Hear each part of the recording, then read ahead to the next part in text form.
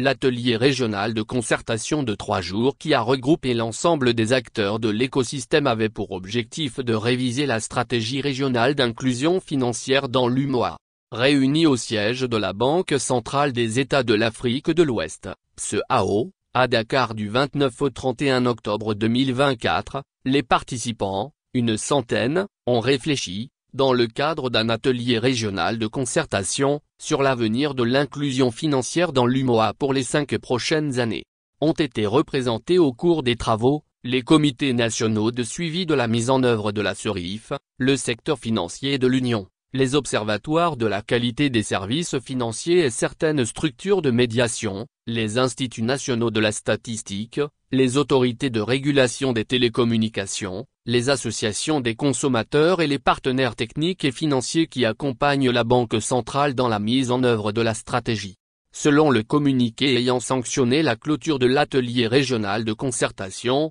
les discussions ont permis d'identifier les grandes lignes ainsi que les chantiers prioritaires de la nouvelle stratégie régionale d'inclusion financière, en tenant compte des évolutions intervenues au niveau de l'environnement économique et financier de l'UEMOA. Par ailleurs, l'atelier régional de concertation a servi de cadre d'échange avec les partenaires techniques et financiers, dans la perspective de la mobilisation des ressources financières nécessaires à la mise en œuvre des nouvelles actions qui seront retenues dans la nouvelle stratégie. Il s'agit principalement de renforcer l'accès des populations et des petites et moyennes entreprises aux services financiers dans l'Union. Selon la Banque centrale, il sera procédé à la finalisation du nouveau document cadre de politique et de stratégie régionale d'inclusion financière, en vue de son adoption par le Conseil des ministres de l'UEMOA. L'objectif de la stratégie régionale d'inclusion financière est d'offrir un accès permanent aux services financiers et une utilisation effective, par les populations de l'UEMOA, d'une gamme diversifiée de produits et services financiers adaptés et à des coûts abordables.